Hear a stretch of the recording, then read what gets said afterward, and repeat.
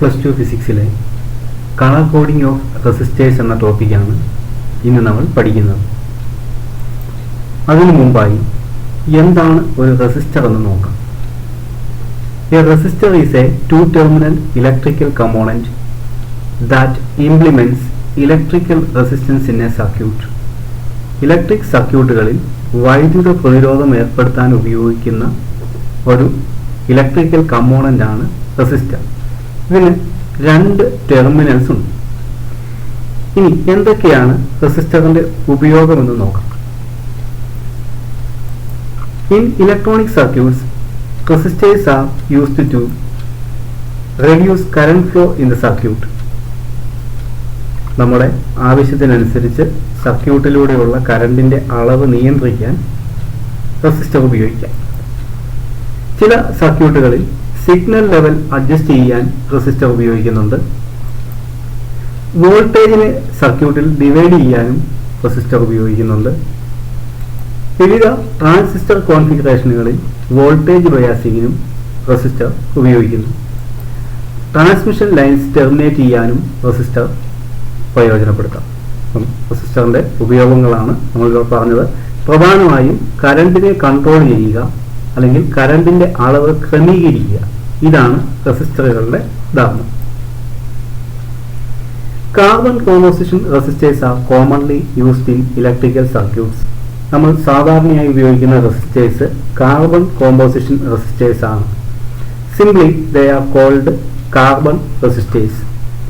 ഇവ സാധാരണയായി ഉപയോഗിക്കാൻ രണ്ട് കാരണങ്ങളാണുള്ളത്.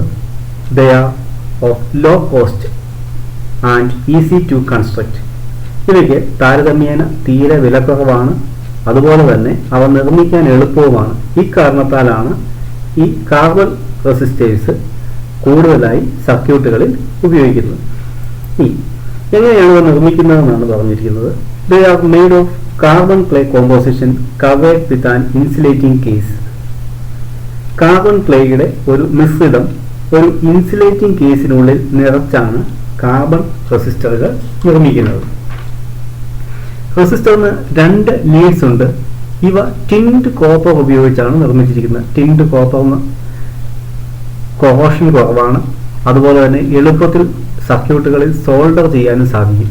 അപ്പം ടിൻ ബേസ്ഡ് ആയിട്ടുള്ള കോപ്പർ, അതാണ് ടിൻഡ് കോപ്പർ. ഇത് ഉപയോഗിച്ചാണ് റെസിസ്റ്ററിന്റെ ലീഡ്സ് നിർമ്മിച്ചിരിക്കുന്നത്. ചിത്രത്തിൽ കാണിച്ചിരിക്കുന്നതാണ് കാർബൺ റെസിസ്റ്റർ. റെസിസ്റ്റർ കണ്ടിട്ടില്ലാത്തവർക്ക് വേണ്ടി മാത്രമാണ് ഇത് തന്നിരിക്കുന്നത്. ഇത് ബുക്കിലേക്ക് വരയ്ക്കേണ്ട ആവശ്യമൊന്നുമില്ല. അടുത്ത ഫിഗറിനകത്ത് റെസിസ്റ്റർ എങ്ങനെയാണ് കൺസ്ട്രക്ട് ചെയ്തിരിക്കുന്നതെന്ന് കാണിച്ചിരിക്കുന്നു. ഒരു ഇൻസുലേറ്റർ കവറിങ്ങിനുള്ളിൽ കാർബൺ കോമ്പോസിഷൻ മിക്സ്ചർ ഫില്ല് ചെയ്തിരിക്കുന്നു. ഇതാണ് ഇൻസുലേറ്റർ കവറിങ്. അതിൻ്റെ ഉള്ളിൽ കാർബൺ കോമ്പോസിഷൻ മിക്സ്ചർ ഫില്ല് ചെയ്തിരിക്കുന്നു. Two terminals of tinned copper acts as two leads. ഇത് ഉപയോഗിച്ചാണ് റെസിസ്റ്റേഴ്സ് സർക്യൂട്ടിൽ സോൾഡർ ചെയ്തിരിക്കുന്നത്. റെസിസ്റ്ററിന്റെ രണ്ട് ലീഡ്സുകൾ രണ്ട് സൈഡിലായിട്ട് കാണിച്ചിരിക്കുന്നു. അതുപോലെ തന്നെ റെസിസ്റ്ററിന്റെ സർഫസിൽ കുറെ കളേർഡ് റിങ്സ് മാർക്ക് ചെയ്തിരിക്കുന്നു. ഇത് ആ റെസിസ്റ്ററിന്റെ വാല്യൂവിനെയാണ് സൂചിപ്പിക്കുന്നത്. ഈ കളേർഡ് ആയിട്ടുള്ള റിങ്ങുകൾ റെസിസ്റ്ററിന്റെ വാല്യൂവിനെ സൂചിപ്പിക്കുന്നു. Next, working principle of A resistor. Electrical resistance is the working principle of A resistor. ഒരു കണ്ടക്ടറിലൂടെ കറണ്ട് ഫ്ലോ ചെയ്യുമ്പോൾ അതിൽ ഒരു റെസിസ്റ്റൻസ് ഉണ്ടാകുന്നു. ഈ വൈദ്യുത പ്രതിരോധം അഥവാ ഇലക്ട്രിക്കൽ റെസിസ്റ്റൻസ് ആണ് റെസിസ്റ്ററിന്റെ working principle. Electrical resistance is the working principle of A resistor. Symbol. This is the symbol of A fixed resistor. Fixed റെസിസ്റ്ററിന്റെ സിംബലാണ് ഇവിടെ തന്നിരിക്കുന്നത്. ഇവയുടെ വാല്യൂ ഒരു ഫിക്സഡ് ആയിരിക്കും. എന്ന് വെച്ചാൽ ഇപ്പം 1 ഓം അല്ലെങ്കിൽ 10 ഓം 100 ഓം എന്നൊക്കെ ഒരു ഫിക്സഡ് വാല്യൂ ഉള്ള റെസിസ്റ്റേഴ്സിനെയാണ് നമ്മൾ ഫിക്സഡ് റെസിസ്റ്റർ എന്ന് പറയുന്നത്. ഇനി വേരിയബിൾ റെസിസ്റ്റേഴ്സ് ഉണ്ട്, അതുപോലെ റിയോസ്റ്റാറ്റ് ഉണ്ട്. ഇവയും റെസിസ്റ്റൻസ് വേരി ചെയ്യാനാണ് ഉപയോഗിക്കുന്നത്. ഉദാഹരണത്തിന് 1 ഓം മുതൽ 100 ഓം വരെയൊക്കെ നമുക്ക് റെസിസ്റ്റൻസിന്റെ വാല്യൂ വേരി ചെയ്യിക്കണം എന്ന് വിചാരിക്കുക. അങ്ങനെ വേരി ചെയ്യിച്ച് കറണ്ടിന്റെ ഫ്ലോ പല കറണ്ട് കടത്തിവിട്ട് അപ്പോഴുള്ള കാര്യങ്ങൾ നമുക്ക് പഠിക്കാൻ വേണ്ടിയിട്ടൊക്കെയാണ് നമ്മൾ ഉപയോഗിക്കുന്നതെങ്കിൽ വേരിയബിൾ റെസിസ്റ്റേഴ്സ് ആണ് നമ്മൾ ഉപയോഗിക്കുന്നത്. നമുക്കിവിടെ ഫിക്സഡ് റെസിസ്റ്റേഴ്സിനെ കുറിച്ചാണ് പഠിക്കാനുള്ളത്.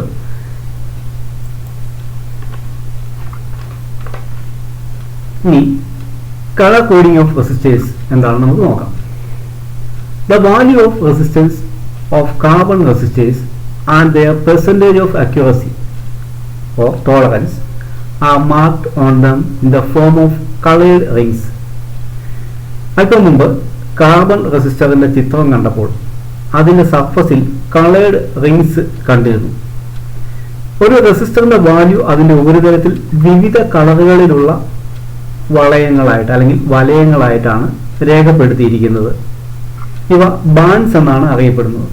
റെസിസ്റ്ററിന്റെ സർഫസിൽ കാണുന്ന കളേർഡ് റിങ്സിന് ബാൻഡ്സ് എന്നാണ് പറയുന്നത്. 3, 4, 5, 6 എന്നിങ്ങനെ പല ബാൻഡുകൾ അല്ലെങ്കിൽ റിങ്സ് ഉള്ള റെസിസ്റ്റേഴ്സ് ഉണ്ട്. പല റെസിസ്റ്ററുകളിൽ അതിൻ്റെ ബാൻഡുകളുടെ എണ്ണം വ്യത്യസ്തമായിട്ടുള്ള റെസിസ്റ്ററുകൾ ഉണ്ടെന്നാണ് പറഞ്ഞിരിക്കുന്നത്. 4 band resistors are commonly used. 4 വലയങ്ങളുള്ള അല്ലെങ്കിൽ 4 റിങ്ങുകളുള്ള റെസിസ്റ്ററാണ് 4 ബാൻഡ് റെസിസ്റ്റേഴ്സ് എന്ന് അറിയപ്പെടുന്നത്. ഇവയാണ് നമ്മൾ സാധാരണയായിട്ട് ഉപയോഗിക്കുന്നത്.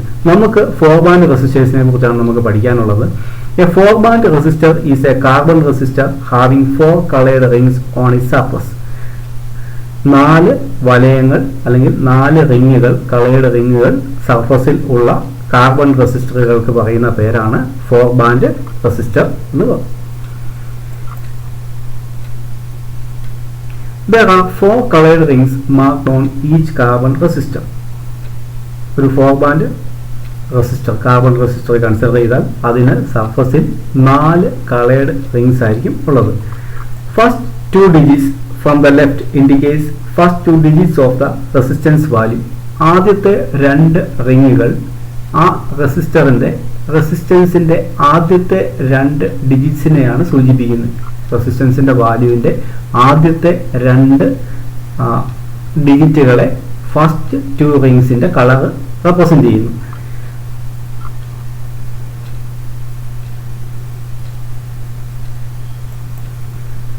Third ring represents the decimal multiplier.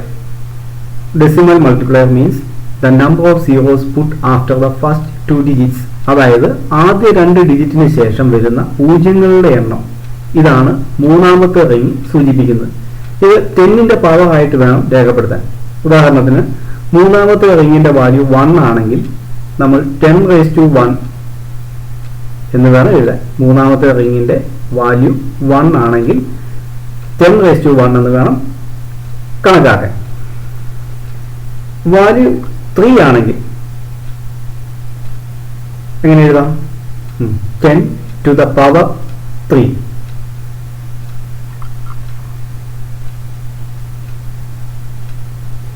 ഇവിടെ പറയുന്നതാണ് 10⁻1 അല്ലെങ്കിൽ പവറിന്റെ വാല്യൂ 1 ആണ് വരുന്നതെങ്കിൽ നമ്മുടെ ആദ്യത്തെ 2 ഡിജിറ്റുകൾ ഉണ്ടല്ലോ, ഫസ്റ്റ് 2 ഡിജിറ്റുകൾക്ക് ശേഷം നമ്മൾ ഒരു 0 ആഡ് ചെയ്യണം.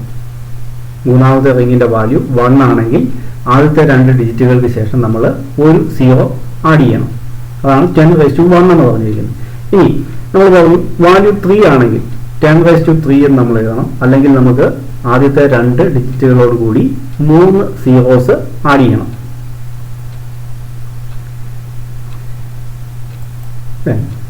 The fourth ring indicates tolerance. Tolerance എന്ന് പറഞ്ഞാൽ percentage of accuracy എന്നാണ് പറഞ്ഞിരിക്കുന്നത്. Which means when a current passing through the resistor, its temperature increases. Joule's law നമ്മൾ പഠിച്ചതാണ്. ടെമ്പറേച്ചർ അല്ലെങ്കിൽ അതിൻ്റെ അകത്തൊരു ഹീറ്റ് എനർജി പ്രൊഡ്യൂസ് ചെയ്യും നമ്മൾ പറഞ്ഞിട്ടുണ്ട്. ഇങ്ങനെ റെസിസ്റ്റർ ചൂടാകുമ്പോൾ അതിന്റെ വാല്യൂവിന് ചേഞ്ച് സംഭവിക്കും. നമ്മൾ പറഞ്ഞിട്ടുണ്ട് ടെമ്പറേച്ചർ മാറുമ്പോൾ, ഓംസ് ലോയ്ക്കകത്ത് പറഞ്ഞതാണ്, കോൺസ്റ്റന്റ് ടെമ്പറേച്ചറിലാണ് ഓംസ് ലോ ഒബേ ചെയ്യുന്നത്. ടെമ്പറേച്ചർ മാറിക്കഴിഞ്ഞു കഴിഞ്ഞാൽ റെസിസ്റ്റൻസിന് വ്യത്യാസം വരുമെന്ന് നമ്മൾ പറഞ്ഞിട്ടുണ്ട്. അപ്പോൾ ടെമ്പറേച്ചർ മാറുമ്പോൾ റെസിസ്റ്ററിന്റെ വാല്യൂവിന് ചേഞ്ച് സംഭവിക്കും. അതായത് സർക്യൂട്ടിലൂടെ കറണ്ട് കടന്നു പോകുമ്പോൾ കുറെ കഴിയുമ്പോൾ റെസിസ്റ്റർ ചൂടാകും. റെസിസ്റ്റർ ചൂടായി കഴിയുമ്പോൾ റെസിസ്റ്ററിന്റെ വാല്യൂവിന് ചേഞ്ച് സംഭവിക്കാം. എത്ര ശതമാനം ചേഞ്ച് വരെ സംഭവിക്കാം എന്നതാണ് ടോളറൻസിന്റെ വാല്യൂ കൊണ്ട് അർത്ഥമാക്കുന്നത്. എത്ര ശതമാനം വരെ ഇതിൻ്റെ റെസിസ്റ്ററിൻ്റെ വാല്യൂവിൽ വ്യത്യാസം വരും. റെസിസ്റ്ററിൻ്റെ വാല്യൂ ചിലപ്പോൾ ഇത്ര ശതമാനം കൂടാം, ചിലപ്പം ഇത്ര ശതമാനം കുറയാം. അപ്പോൾ എത്ര ശതമാനം കൂടുകയോ കുറയുകയോ ചെയ്യാം എന്നതാണ് ടോളറൻസ് കൊണ്ട് നമ്മൾ അർത്ഥമാക്കുന്നത്. Colour coding in a carbon resistor. ഒരു കാർബൺ റെസിസ്റ്ററിലെ കളർ കോഡിംഗ് ആണ് ഇവിടെ തന്നിരിക്കുന്നത്. ഫിഗറിനകത്ത് നോക്കാം. First ring represents first digit of the resistance value.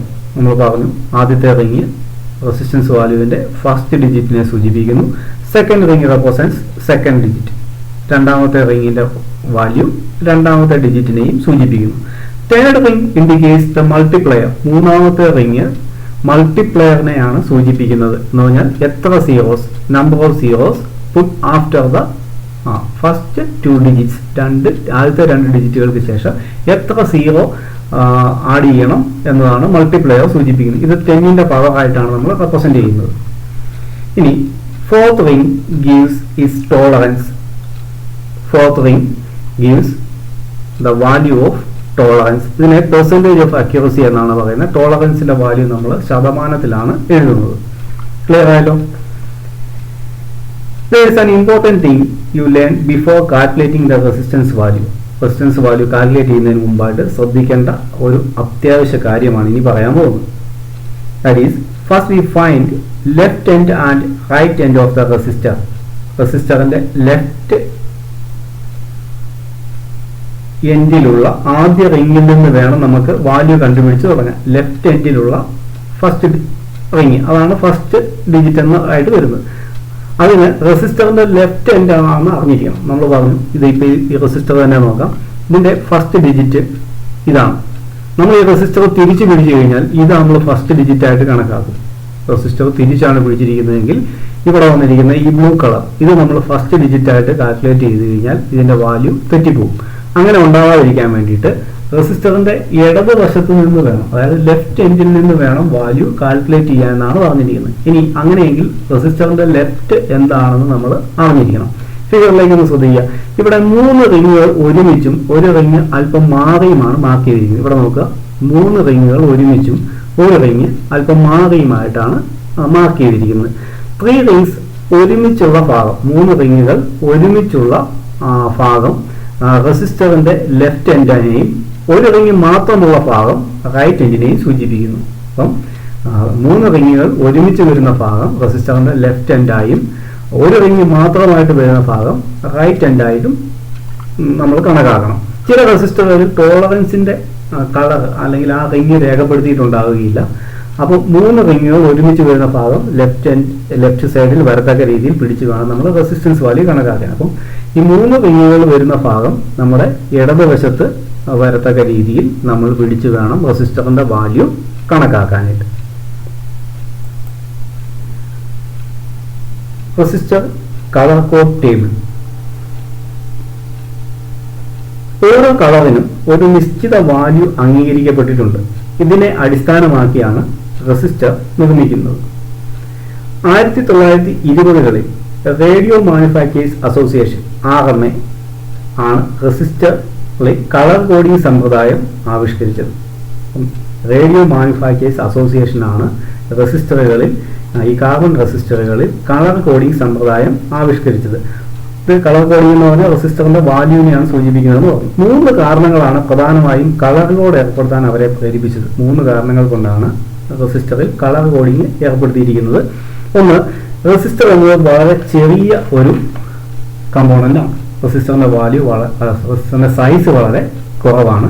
ഇതിൽ വാല്യൂ രേഖപ്പെടുത്തിയാൽ അത് എളുപ്പത്തിൽ വായിച്ചെടുക്കാൻ പറ്റിയെന്ന് വരത്തില്ല. അപ്പോൾ ഈ ചെറിയ കമ്പോണന്റിൽ അതിന്റെ വാല്യൂ രേഖപ്പെടുത്തുമ്പോൾ നമുക്കത് എളുപ്പത്തിൽ വായിച്ചെടുക്കാൻ പറ്റിയെന്ന് വരത്തില്ല. രണ്ടാമത്, ഈ വാല്യൂവിൽ ഏതെങ്കിലും ഒരു ഡിജിറ്റ് അവ്യക്തമായോ മാഞ്ഞു പോവുകയോ ചെയ്താൽ ബുദ്ധിമുട്ടാവും. ഇത് പ്രിന്റ് ചെയ്യുന്ന സമയത്ത് അവ്യക്തമായിട്ട് പ്രിന്റ് ചെയ്യപ്പെടുകയോ അല്ലെങ്കിൽ കുറേ നാൾ ഉപയോഗിച്ച് കഴിയുമ്പോൾ ആ വാല്യൂവിൽ ഏതെങ്കിലും ഒരു ഡിജിറ്റ് മാഞ്ഞു പോവുകയോ ഒക്കെ ചെയ്തു കഴിഞ്ഞാൽ നമുക്ക് അത് ബുദ്ധിമുട്ടാകും.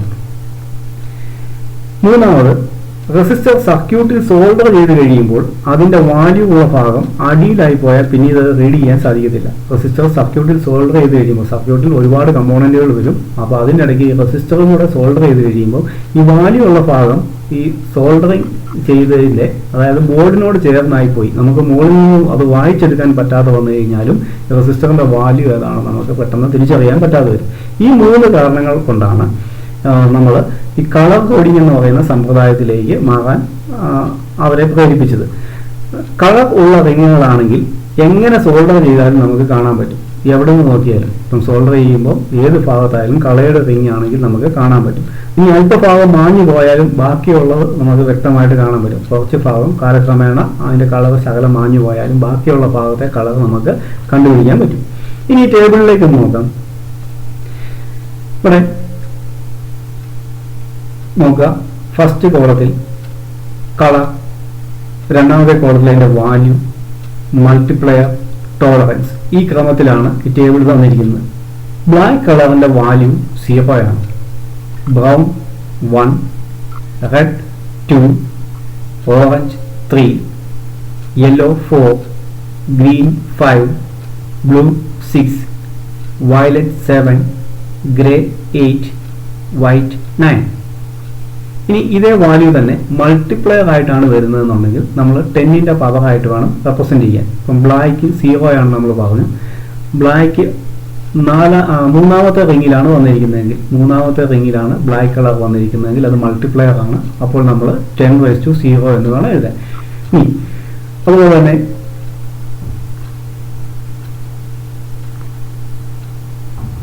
ആദ്യ 2 റിങ്ങുകളിൽ ആണ് 0 വരുന്നതെങ്കിൽ അത് നമ്മൾ 0 ആയിട്ട് കണക്കാക്കാം.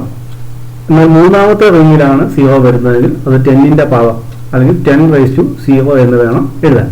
ഓറഞ്ചിന്റെ കളർ വാല്യൂ 3 ആണ്. അത് മൾട്ടിപ്ലയർ ആണെങ്കിൽ 10⁻3 എന്ന് വേണം എഴുതാൻ. വൈറ്റിന് 9 ആണ് വാല്യൂ, മൾട്ടിപ്ലയർ ആയിട്ടാണ് വരുന്നതെങ്കിൽ 10⁻9 എന്ന് വേണം നമ്മൾ റെപ്രസെന്റ് ചെയ്യാനായിട്ട്. ഈ ടോളറൻസ് നോക്കാം. അതായത് 4th റിംഗ്. ഇവിടെ ഗോൾഡ് വന്നാൽ വാല്യൂ 5% ആണ്. ഗോൾഡിന്റെ വാല്യൂ 5% ആണ്. ഇതിനെ ±5% എന്ന് വേണം രേഖപ്പെടുത്താൻ. അതായത് റെസിസ്റ്റൻസിന്റെ യഥാർത്ഥ വാല്യൂവിൽ നിന്ന് 5% കുറയുകയോ കൂടുകയോ ചെയ്യാമെന്നാണ് ഇതിന്റെ അർത്ഥം. റെസിസ്റ്ററിന്റെ യഥാർത്ഥ വാല്യൂവിൽ നിന്ന് 5% വരെ വാല്യൂവിൽ വ്യത്യാസം വരാം. അത് കൂടാം, 5% കുറയാം. സിൽവർ ആണെങ്കിൽ ±10%. ഇനി ചില റെസിസ്റ്ററുകളിൽ 4th റിംഗ് ഉണ്ടാകാറില്ല. ഇവിടെ കളർ ഒന്നും തന്നിട്ടില്ല എങ്കിൽ, അതായത് നോ കളർ ആണെങ്കിൽ ടോളറൻസ് ±20% ആയിരിക്കും. കളർ തന്നിട്ടില്ലെങ്കിൽ ടോളറൻസ് എന്ന് പറയുന്നത് ±20% ആയിരിക്കും. ടോളറൻസിൽ നിന്ന് റെസിസ്റ്ററിന്റെ ക്വാളിറ്റി നമുക്ക് മനസ്സിലാക്കാം. ഗോൾഡ് വരുന്ന റെസിസ്റ്ററിന്റെ വാല്യൂ 5% വരെ വേരി ചെയ്യുമ്പോൾ നോ കളർ, അതായത് കളർ ഇല്ലാത്ത ടോളറൻസിന്റെ കളർ ഇല്ലാത്ത റെസിസ്റ്റർ ആണെങ്കിൽ അവയുടെ വ്യത്യാസം 20% വരെ ഉണ്ടാകാം. അപ്പം നമുക്ക് അക്യുറേറ്റ് ആയിട്ടുള്ള ഒരു വാല്യൂ ആണ് കിട്ടേണ്ടതെങ്കിൽ നമ്മൾ ഗോൾഡ് ടോളറൻസിന്റെ വാല്യൂ 5% അല്ലെങ്കിൽ ഗോൾഡ് റിംഗ് വരുന്ന റെസിസ്റ്ററുകൾ സെലക്ട് ചെയ്യണം. അതിന് ചിലപ്പോൾ വില കൂടുതലായിരിക്കും. ഇപ്പം ഗോൾഡ് ടോളറൻസ് വരുന്ന റെസിസ്റ്ററിന് അല്പം വില കൂടുതലായിരിക്കും. എന്നാൽ ഇത് ചീപ്പായിട്ട് കിട്ടുന്നതായിരിക്കും നോ കളർ ആയിട്ടുള്ളത്. അപ്പോൾ അതിന് യഥാർത്ഥ വാല്യൂവിൽ നിന്ന് 20% വരെ അതിൻ്റെ റെസിസ്റ്റൻസ് വാല്യൂ വേരി ചെയ്യാം.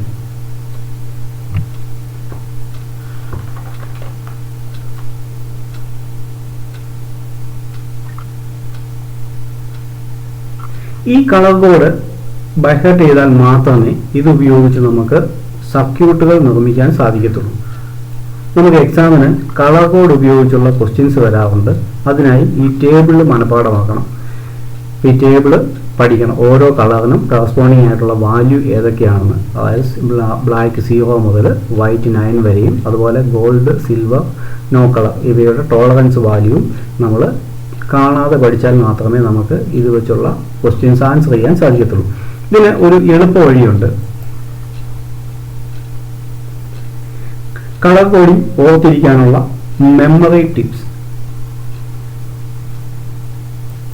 ഇവിടെ തന്നിരിക്കുന്ന സെന്റൻസ് ഒന്ന് വായിക്കുക. BB Roy got beautiful, very good wife. Gold, silver, no. Roy എന്ന പേര് നമുക്ക് സുപരിചിതമാണ്. BB എന്നത് അദ്ദേഹത്തിന്റെ ഇനീഷ്യലായിട്ട് നമുക്ക് പരിഗണിക്കാം. അപ്പോൾ BB Roy got beautiful, very good wife എന്ന് പറഞ്ഞാൽ BB റോയ്ക്ക് ലഭിച്ചു സുന്ദരിയായ വളരെ നല്ല ഭാര്യയെ.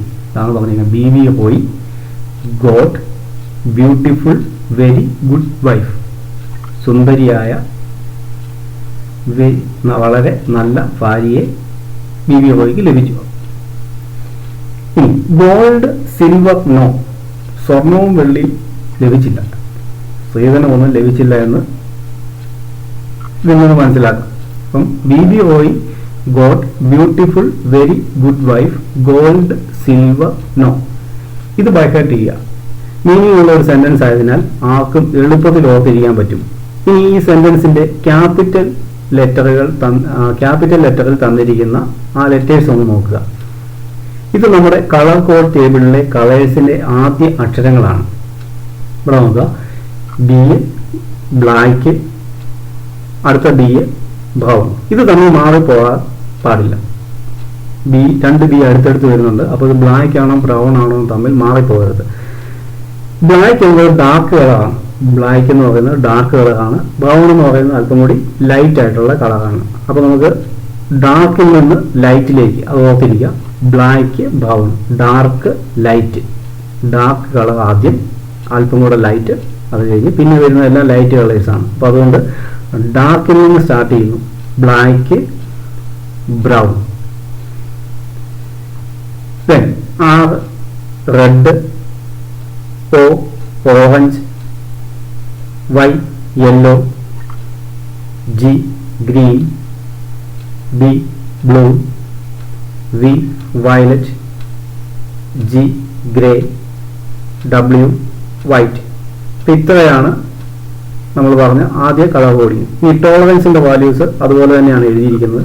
Gold, silver, no colour. No കളറാണ് നോ നമ്മളിവിടെ പറഞ്ഞിരിക്കുന്നത്. അപ്പം ഗോൾഡ്, സിൽവർ, നോ, അത് മൂന്നും അവയുടെ പേരുകൾ തന്നെയാണ്. അതുകൊണ്ട് അത് ഓർത്തിരിക്കാൻ എളുപ്പമാണ്. ഇനി ഈ അക്ഷരങ്ങൾക്കടിയിൽ നമ്മൾ 0 മുതൽ 9 വരെയുള്ള നമ്പേഴ്സ് ഒന്ന് എഴുതുക. Black 0, brown 1, red 2, orange 3, yellow 4, green 5, blue 6, violet 7, grey 8, white 9. അതുപോലെ ടോളറൻസിന്റെ value gold 5%, silver 10%, no colour 20%. ഇത് എളുപ്പത്തിൽ ഓർത്തിരിക്കാൻ പറ്റും. ഇത് വെച്ച് നമുക്ക് റെസിസ്റ്ററുകളുടെ വാല്യൂ കാൽക്കുലേറ്റ് ചെയ്യാൻ പറ്റും. അതുപോലെ തന്നെ റെസിസ്റ്ററിന്റെ വാല്യൂ തന്നിരുന്നാൽ അവിടുന്ന് കളർ കോഡ് എഴുതാനും നമുക്ക് സാധിക്കും. ഇനി ഇതുപോലെ 2 മെമ്മറി ടിപ്സുകൾ കൂടി തരികയാണ്. Better be right or your great big values goes home, go start now. ഇത് ഉപയോഗിക്കാറുണ്ട്. അതുപോലെ തന്നെ big beautiful roses occupy your garden but violets grow wild. ഈ 3 എണ്ണത്തിൽ ഏതെങ്കിലും ഒരെണ്ണം മാത്രം എഴുതിയെടുത്ത് പഠിക്കുക. ശ്രദ്ധിക്കുക, ഒരെണ്ണം മാത്രം, അല്ലെങ്കിൽ കൺഫ്യൂഷനായി തെറ്റിപ്പോകാൻ സാധ്യതയുണ്ട്. നിങ്ങൾക്ക് എളുപ്പമെന്ന് തോന്നുന്ന ഏതെങ്കിലും ഒരെണ്ണം. Commonly used memory tip is first one. BB Roy got beautiful, very good wife, gold, silver, no. സാധാരണയായിട്ട് ഉപയോഗിക്കുന്ന മെമ്മറി ടിപ്പാണ് ആദ്യത്തേത്. ഇനി നിങ്ങൾക്ക് അത് കഴിഞ്ഞുള്ള ഏതെങ്കിലും പഠിക്കണം എന്ന് നിങ്ങൾക്ക് താല്പര്യപ്പെടുകയാണെങ്കിൽ അത് ചെയ്യാം. കളർ കോഡിങ് നന്നായിട്ട് പഠിക്കുക. ഇതുപയോഗിച്ച് റെസിസ്റ്ററിന്റെ വാല്യൂ എങ്ങനെ കണക്കാക്കാമെന്നും നേരെ തിരിച്ച് വാല്യൂ തന്നിരുന്നാൽ കളർ കോഡ് എങ്ങനെ എഴുതാമെന്നും അടുത്ത ക്ലാസ്സിൽ നമുക്ക് പഠിക്കാം. Thank you.